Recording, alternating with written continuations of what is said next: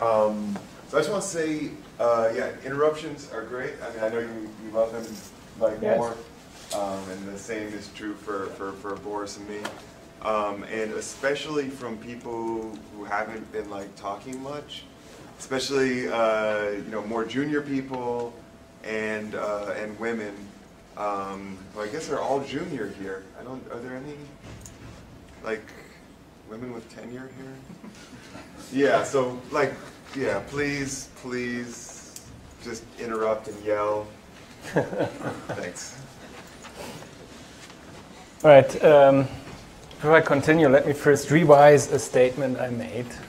Thanks to Michael Nachman, I now know that actually reproductive isolation, in Drosophila at least, is very easy to evolve if you separate two populations. And they adapt to different environments. They can very quickly evolve within 20 generations, right? That's what he said. Reproductive isolation. What's difficult, apparently, is to evolve speciation when they are well mixed and continuously are allowed to mate with each other to do this. So that would be sympatric speciation, and that has been a problem. So I'm not an expert, so I know only very little about these things in general. So let me now focus on a very quantitative experiment which has been running for a very long time now. It's due to Richard Lenski, and it was started in '88. The experiment is very simple, and it's a serial dilution experiment. So every day, so this experiment has 12 lines of E. coli, and every day cultures are propagated in minimal medium. So they grow for 24 hours, and then they are diluted and transferred to fresh medium, and so on, since '88. And every 75 days, after 500 generations roughly, mixed population samples are frozen away. So you have a frozen record, a fossil record of the evolution experiment. And then, so since '88 now, over 55,000 generations have elapsed, and during this time, a lot of interesting results have been obtained using this experiment. First of all, the main observable that has been looked at is the mean fitness of the evolved strains relative to the ancestor. And this is measured in the following way. Maybe I'm using the wrong clicker. So this is the way you can measure fitness. It has been traditionally done, at least, in the absence of a flow cytometer. So you have the ancestral strain and the evolved strain at any given generation time. You mix them together 1-to-1 in a bottle, and then from that bottle already, to make sure it's a 50-50 mixture, you plate a small aliquot, a small amount of that liquid on a petri dish in a way such that you can count single colonies. And now this ancestor has essentially shines up and can be seen as red in this medium here, so that on these plates you can count colonies that are normal in color and colonies that are red, and you can compare the ratio of these colonies, and from that ratio you know the ratio of cells, the ratio of ancestor to evolve in this bottle at time 0. And then you let this population grow for some time and do the same procedure. And then, so apparently the evolved strain are red on this petri dish, because now you see the fraction of red colonies has strongly increased from this time to that time point. And from this increase in ratio of evolved over ancestral strains over this period of time, you can determine the exponential growth rate of evolved strain relative to the ancestor, and therefore, the relative fitness of those evolved strains. And this is the result of the experiment running for 50,000 generations. And you see the relative fitness has continuously increased. The rate of increase was very much stronger, much higher initially than later on, but it has been continuously increasing. What are the two curves? Sorry? The two curves? Oh yeah, these are theoretical fits. Two fits. Okay. Two fits. So that's a very recent paper that's trying to understand why you observe the slowdown in adaptation. So how do you count? Count what? Oh, you look at it and count in your head. Yeah. So now there are automated ways of determining these ratios. For instance, flow cytometers, which are essentially devices where you have a small channel and cells are. So you again take a fraction of this medium containing the mixture of cells, and then these cells are moved through a channel, and laser light is shine on them. And if one of them has a fluorescent, then you see when the fluorescents come up, and you can essentially, this is a mechanism of simply counting those cells. And this is now an automated way of doing this, but this is sort of the traditional way of how But they this, do it. I mean, they don't actually count them by hand, I think. They have a computer algorithm that recognizes the number of colonies. Probably, yeah. So the y-axis is just the ratio of the red colonies to the white colony? To the This y-axis here? yeah. No, because here you have exponential growth in this period of time. So you have to take the log, essentially, to get at the growth rates. So what is depicted here is the ratio of growth rates of derived strain relative of exponential growth rate derived to relative to the ancestor. These are the ratios of the exponent of the exponent? Yes. So it's like ancestral doubling time divided by mutant doubling time. That's also how you can write it, yes. So why are there two lines? Oh yeah, these are theoretical fits here. In this paper, which tried to understand why you have the slowdown here, and they are arguing that it's consistent with a particular type of diminishing returns epistasis. So in there.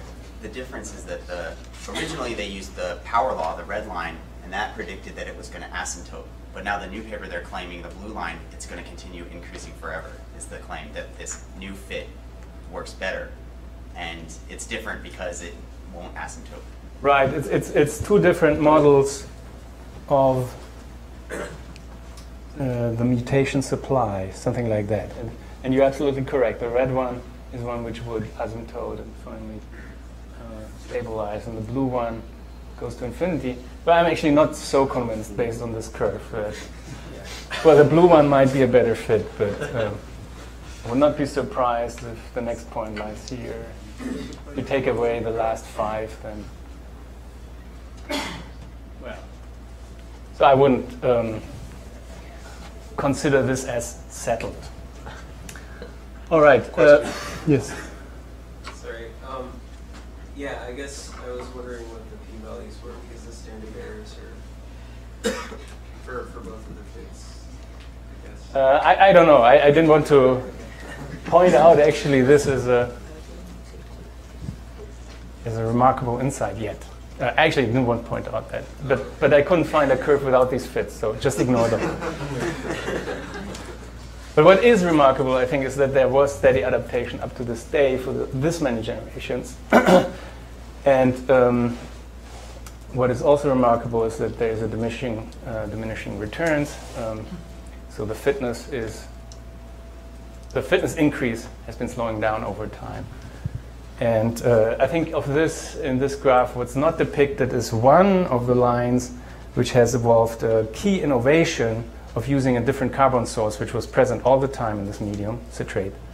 And at some point, I think 30-something generation, it evolved a way to use that carbon source, and that gave it a huge advantage in growth rate. And that would be a very strong kink, I guess, in this curve, and it's not depicted here. So this is more or less the background kind of adaptation that has been going on there. And there's one exception to it, which is this line that involves citrate usage. Yes?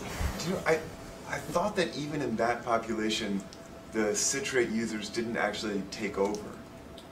Is that true? Yeah. Yeah, that's right. Yeah. All Yeah, right. I think there's a coexistence between the two. So the So non-citrate user has an advantage when it's rare because it can use the other source. Yeah, Right. I mean, so I think actually maybe the citrate population is in there because I think this is measured in exponential phase, and I think they're just eating glucose, I see. and it's only then they run out I of see. glucose, and then the citrate users can keep going. So Okay. it may not even show up here. Maybe.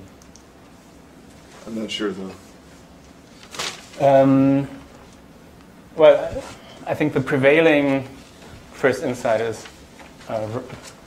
rampant adaptation up to this point, and it's consistent with this measurement, for instance, which has tried to measure the number of beneficial mutations, the rate at which beneficial mutations occur in E. coli populations, and their fitness effect. So in this experiment, deliberately relatively small population of E. coli have been propagated, and certain type of markers have been used to track down beneficial mutations that are coming up and sweeping to fixation.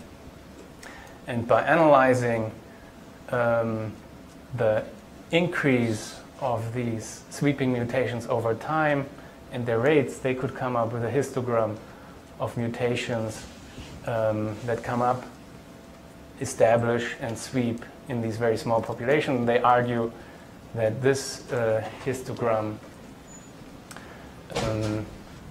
can be well fitted by the assumption that beneficial mutations are exponentially distributed, and beneficial mutation rate is in the order of 2 times 10 to the minus 5 per genome per generation, and the typical effect of these beneficial mutations is on the order of 1%. But of course, one has to keep in mind that very small beneficial mutations really cannot be observed here. It's still the case that what they can observe are only mutations that are sufficiently large to take over. But these results were orders of magnitude at the time, orders of magnitude larger than the best estimates that they had before. It was pointing in the direction, okay, that there's a lot of adaptation in these microbes, and that's consistent with this evolutionary experiment by Lenski. And then To me, it's surprising that that's even like a number that we can talk about, like What? the beneficial mutation rate. Yeah, Because right. I mean, naively you'd think like, okay, it's adapted to this, yeah, climate, it's certainly a function of the environment. But also, these rates, they must come with a cutoff of beneficial mutations, of effects that you can actually observe and detect in your experiment. So this is the rate for mutations larger than a certain minimal effect size. Yes? If you normalize the total mutation rate here, so what's the fraction of the mutations? Total mutation rate is like Minus 3? 10 to the minus 3, yes. So, well, then it's 2%. 2% of all mutations beneficial around that effect. It was surprisingly large. Oskar, this result would presumably be different from, if we think about the slide you were just showing us before, if we did that experiment at the beginning, we might get this result. If we did it at the end, we might get a different Exactly. result. And it would be interesting to characterize that, and I don't know whether this has been done. Although, yeah, no, I think, we also might not. I think that they That's why I don't, raised the question. they don't see any evidence of that. I think what they see is that the effect sizes of the beneficial mutations go down over time. Maybe Yeah, so they, this number does go down. yeah, in their So this experiment. has to go. Yeah. So something has to change. Yeah, I'm not sure if they saw, if they're able to see any decrease in the beneficial mutation rate. I think Okay, it's that unclear can still. be. That can be. But what is constant over time. So this was a seminal study which came out in 2009 again from the Lansky group, which then took all the evolved strain and sequenced them thoroughly. Not all the evolved strain, sorry. And I think they just took one line, they chose one line and sequenced a clone from generation 20,000 and at earlier time points. And what they observed was that over time, mutations, substitutions occurred at an almost constant rate, so almost clock-like, almost what you expect when everything would be totally neutral, like Kimura's, the molecular clock theory predicts. So that can be seen on this plot. You should focus on the blue curve. So they sequenced 1, 2, 3, 4, 5 clones, and the number of mutations here is almost linearly increasing with generation time. I don't know what these probably some kind of confidence intervals. And that was surprising, and perhaps then you might think, okay, that perhaps most of the substitutions that they saw and detected are perhaps neutral. But it turns out, so first of all, they observed in the ancestor in the derived strain 43 substitutions, and they conclude that most of these substitutions are in fact beneficial. So I think they detected, for instance, no synonymous mutation at all. Lots of different types of mutations they observed, SNPs, deletions, insertions, and so on, that in principle can be seen on this picture here, but it's of course involved. But I think the main statement was that really most of them are beneficial. I think that various lines of arguing for this, also introducing some of these mutations into the ancestor, directly showing that it's beneficial, and no, so they could show for no mutation that it's really neutral. So how can you reconcile the statement, the fact that most of these mutations are probably beneficial, and the fact that you have an almost constant rate of substitutions? Well, it's consistent with very simple models of adaptation. I'm showing here a movie in a second, but the model is really simple. It's the simplest, dumbest model you can think of. So imagine you have discrete fitness classes in your population. Let's say here is log fitness. I'm plotting log fitness. And it's increasing in discrete steps, 2s, and so on. And at any given point of time, the population here has some distribution on this discrete lattice. And then in this model, all that can occur is mutations that move an individual from one class to the next class. Okay, so these are beneficial mutations. In this model, only beneficial mutations are considered. They have a certain rate, which I call UB. And for that rate, we take the mutation rate that was measured in this paper I presented by Perfeito et al. The selective advantage, let's also take what has been measured in this experiment. And then the only extra ingredients is a fixed population size. So the population size is fixed, and the population size in this model is fixed to 10 to the 8. And as a response to now differential growth of this population, you will obtain something that looks like a moving wave, a wave that's moving towards higher fitness, as you will see when I play this movie. So there are several panels here. So this panel simply shows the number of individuals in a certain class. So this is the histogram that I sketched there. And here I'm plotting the log of that number. This is actually a movie done by Lukas Geierhofer, a PhD student of mine. And here I'm plotting the log of that number. And then here you will see how the mean fitness is increasing over time as the population is moving to the right. And this is an additional plot that shows the fitness variance over time, which has some oscillations. Well, the dynamics is turns out to be like this. So mutations are generated here in the nose of the wave, and they are coming up and then outcrowding the rest of the population. And the real important dynamics is going on here in the nose. That's why I'm plotting the log, so that you can see here that it takes a while until a new class gets colonized. So here there are some attempts to colonize it, but then they go extinct. And eventually, if they are sufficiently numerous, they increase, and takes a while until it takes over the population. And this leads to a dynamics where the wave, where this population is moving continuously at a more or less constant rate towards higher fitness, and the rate at which mutations are accumulated is constant in this model. So there is an adaptive model. Can you like freeze this? Sorry? Is there a way to freeze this? Or, yeah, or no, it's okay. We can look at, like, I mean, the thing that strikes me about this is, okay, so you're saying population size of 10 to the 8th, but then down at the bottom of the graph, we're talking about like single individuals, right? 10 to the 0, yeah, that's one. Here on the log.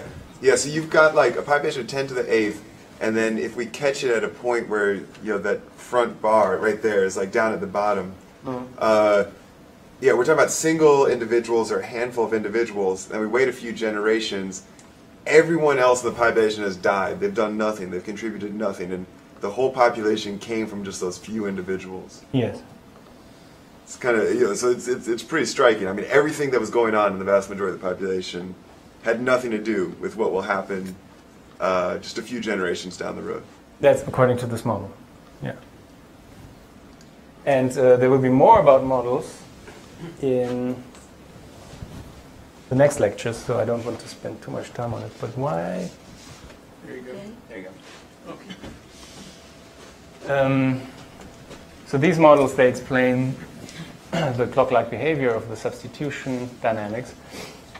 Another way to view these dynamics is by looking at these kinds of plots. Let me explain them. So if you have these, even this simple kind of model, you have two very different dynamical regimes. So one regime is, you can imagine the population size being very, very small, or the mutation rate being very, very small. Then the dynamics that's happening is most of the time nothing is happening, and you have to wait a long time until a mutation comes in and establishes, survives genetic drift. If it does that, then it grows exponentially to fixation, and then you're waiting again until the next mutation arrives and establishes. So that's a regime which is called periodic selection, where the waiting time for a new mutation to come in and to establish is much longer than the time for a mutation to sweep to fixation. And then you get these successive sweeps, which are depicted here. So to understand this plot, you have to imagine that you line up the whole population along the y-axis. Forget about genotype frequency at this point. And then mutation comes in at a, let's say, random individual, hits a random individual, and then it establishes and takes over. And this plot is, don't think too much about the details. So here the mutations always come in at exactly the same individual. But the key point here is that you have these successive sweeps that are coming in. And it's very easy to understand that in this scenario, the rate at which you accumulate beneficial mutation is simply linear in the population size. The reason is simply that the larger the population size, the more beneficial mutations come in. And the higher then the rate at which beneficial mutations sweep and reach fixation.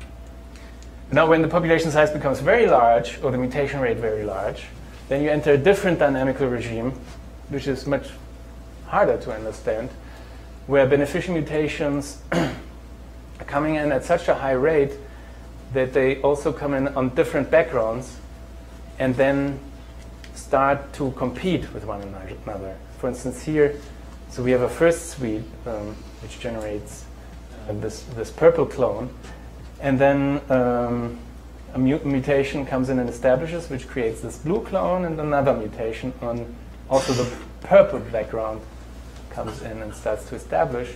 And now these two clones at some point have displaced all the rest, but they're still competing with one another for going to fixation. And which of these mutations goes to fixation depends on future mutations that are coming in. But you see from this plot that it's impossible for both blue and orange to reach fixation on the long run. One of them has to die because they are in different backgrounds, and there's no mechanism that can bring them together on the same background. And this kind of competition between clones and between beneficial mutations leads then to the fact that in this dynamical regime, the speed of adaptation depends logarithmically on the population size and also mutation rate. And it's a huge effect. It's a huge effect on the adaptation speed. So rather than being proportional to the population size, you have something that's logarithmic in n. And it has been argued that perhaps sex has evolved in order to have a mechanism that is actually able to bring mutations, beneficial mutations that live on different backgrounds in the same background. If you have sex in this context, then you can, in principle, if you do this sufficiently often, you can go back to this other regime. And if you still assume that all mutations are simply additive, as it is assumed in this model. But that's, of course, just one of the, I think, 17 hypotheses of why sex is good. Also here, you see you can get funny dynamics in the allele frequency of these clones. For instance, the blue one here, the blue mutations, if you follow the allele, the frequency of the blue mutation in this dynamics, it goes up and first looks like, yeah, this is really beneficial and will probably take over, but then it gets stabilized because another mutation came in, the orange one, which is equally strong at first, and then these frequencies are stable. But then the orange mutation, the background with the orange mutation gets another beneficial mutation, which pushes these up. So the purple curve also comes in, and purple and orange are both going to fixation, and blue is driven to extinction. And now, interestingly, so this can be tested in experiments as well. So that's an evolution experiment done by Desai, Fisher, and Murray, where they varied the parameters, the key parameters in this model, namely population size, can easily be varied, but also mutation rate can be varied by looking at mutator strains, which have by a factor of 100 higher mutation rates. And what they found is consistent with their prediction. Also, more recently, Michael Desai actually has a paper where they looked at the dynamics of these mutations, and they can actually verify these funny trajectories here. How long do we have? Until 45, right? Yeah. I mean, we can take an extra 5 minutes for questions, but we don't have to. Okay. I have a couple of more slides. So this is a variant of an evolution experiment with E. coli. So far, we have seen the Lansky evolution experiment, and the sequencing paper that I presented just sequenced one line and at intermediate time points. Now here we have an evolution experiment also involving E. coli, that was adapted to high temperature, to 42 degrees. And that evolution experiment only ran for 2000 generation. In the first 2000 generation, you also found in the Lansky experiment the fastest kind of adaptation. But what's sort of new in this experiment is that you have many more replicates, one order of magnitude more. So 118 lines were parallelly evolved. And at the end of the experiment, one clone of each line was sequenced. And they found a lot of different mutations in these different lines. So for each line had roughly accumulated mutation on the order of 10 to 16, I think, mutations. But if you pooled all these lines, then they found over 1,000 different kinds of mutations. And again, here there are different lines of argument why they think most of these mutations are beneficial. First of all, you wouldn't think neutral mutations in this kind of experiment to become very frequent. But also, for instance, the DNDS ratio of these mutations was very, very large. So the expectation is that 80% of all of these are beneficial. And what's surprising of this study is that there are so many ways of increasing your fitness. So many ways of getting mutations that increase your fitness. And but they also, if they looked somewhat broader at the level of genes and in particular functional modules, they found some parallel evolution. So that's shown in this plot here. What you see is the average fraction of shared derived alleles between replicates. And at the level of mutations, this fraction of shared alleles is very, very small. But then when you go to the level of genes, it increases to already 20%. And if you go to what... Across the world. So if you think about genes, which consist of many different loci, and you just ask the question, which genes have been mutated in the different lines, and then you find that across lines there's a large amount of replication, so a large amount of genes that have been mutated multiple times. By all? Actually, that's what I don't know. Does anybody know? By all or just two? I think it's by 2 or 3. I don't think it's by... It's a small number. It's a small number. Do you have a bound on the selection coefficient? I haven't seen one in this paper. Yes. How many genes are there? Ooh. 5,000, I think? Yes. Is that right? In that order. Yeah, 5 or 6. So what's DNDS? Oh, the ratio of Synonymous with synonymous. sorry? Non-synonymous with synonymous. Exactly. Thank you. All right. So to finish with these microbial experiments for now, so let me mention some other lessons that have been learned. So there's a lot of adaptation. Oh, okay, wait, I just checked. So the sharing is the average fraction shared for 2 randomly selected lines. So it's actually much higher. Much higher. Yeah. So in this experiment, relatively rarely one observed evolution of a key innovation. So the one that has been found is highly celebrated, but it's really just an instant evolution of aromatic citrate usage after 30,000 generations. There is on the level, not on the level of mutations, as we've seen in the previous paper, but on the level of genes and modules, there's a lot of parallel adaptation detected. And also there seems to be a general pattern of diminishing returns of epitasis between beneficial mutations. But I think the last 5 minutes. So we have 5 minutes for questions, right? That's what our plan is. Yeah. If there's any like major big points about fruit flies. I don't think so. So here I just wanted to mention this paper that did a similar kind of study like the Tanayon study on adapting fruit flies. And here it was selected, the fruit flies were selected for faster development over 600 generations, observed a 20% increase.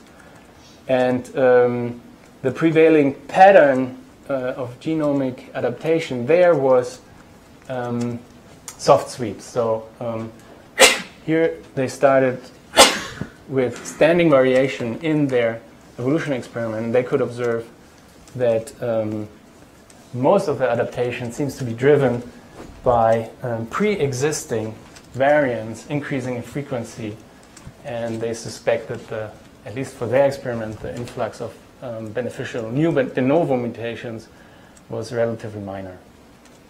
But I think with that, let me end. If you have more questions, please ask them.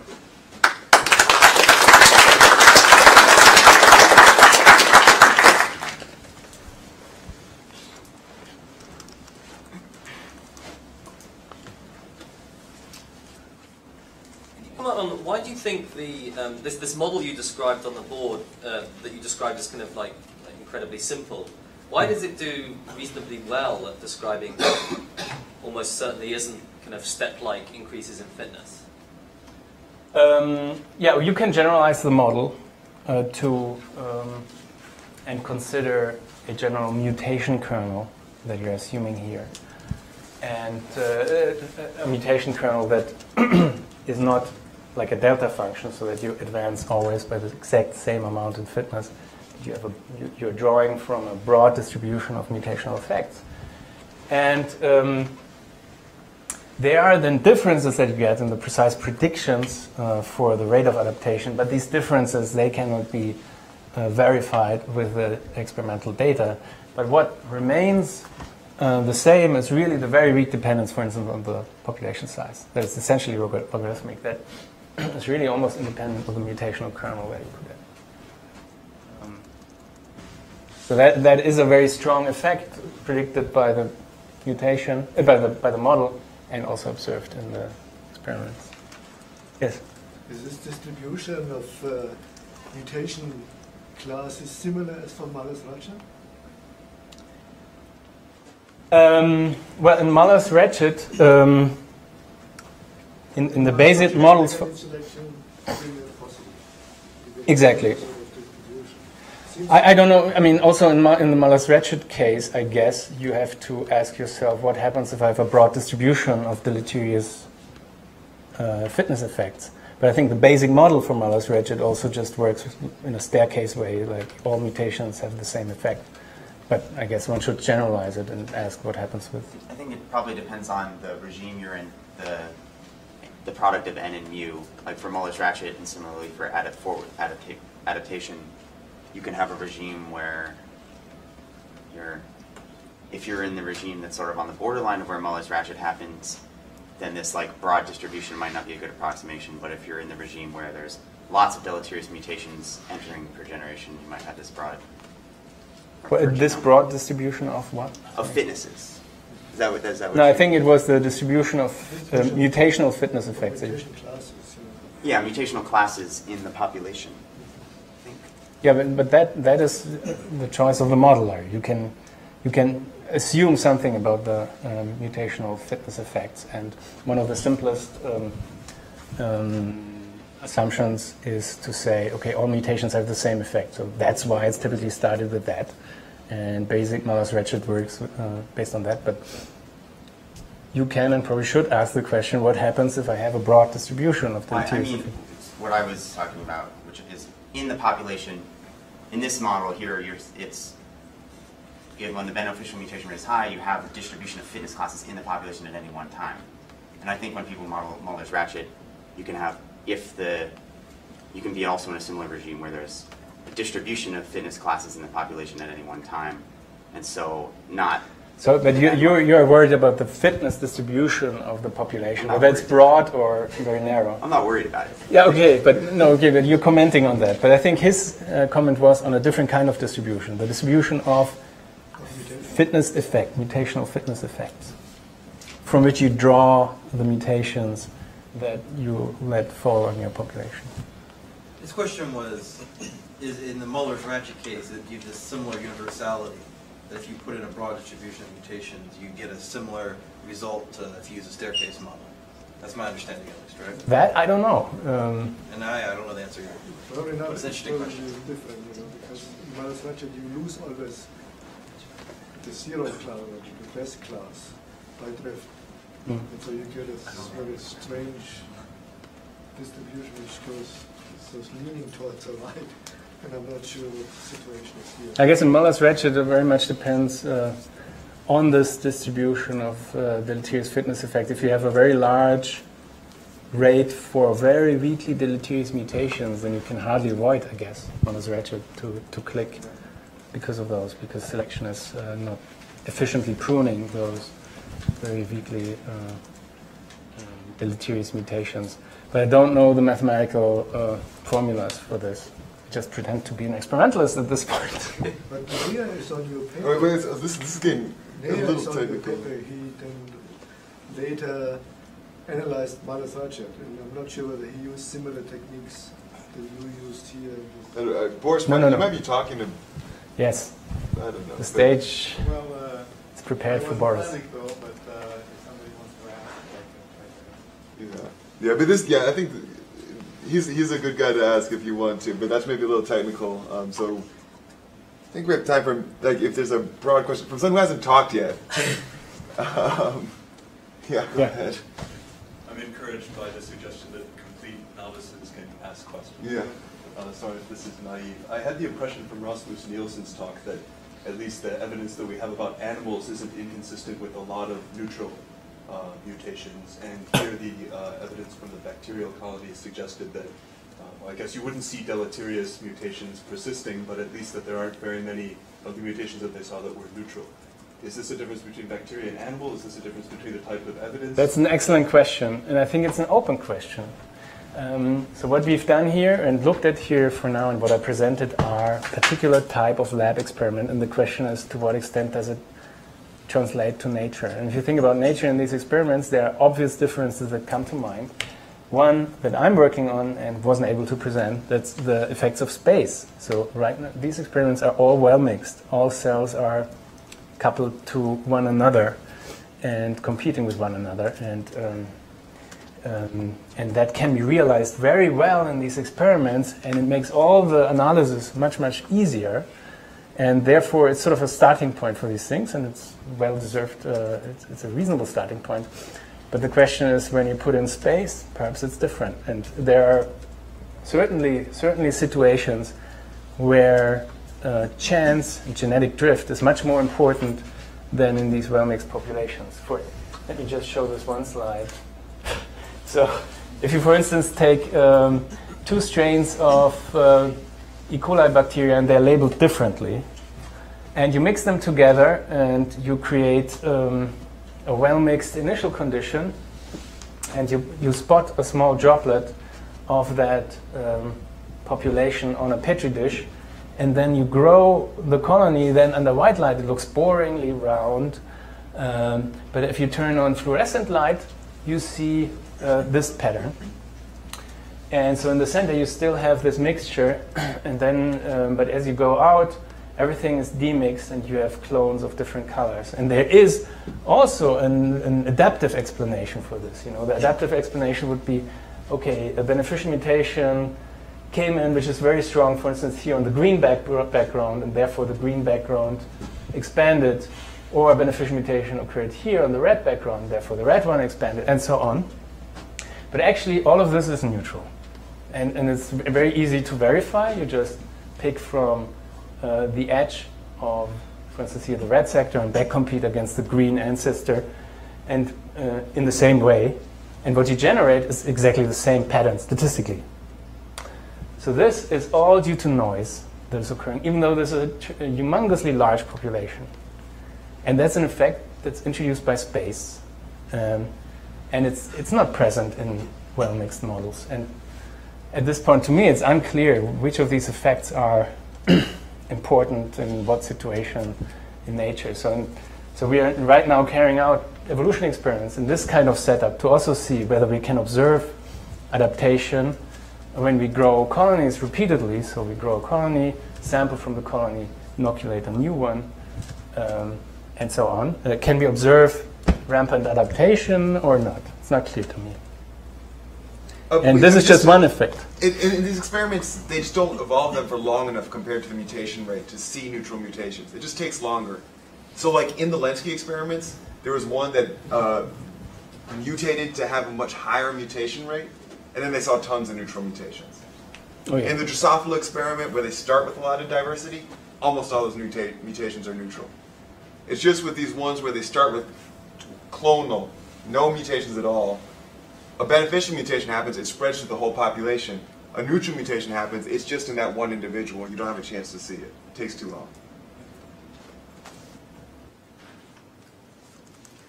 Anyway, I just wanted to have the last word. Hey. So thank you very much, Oskar.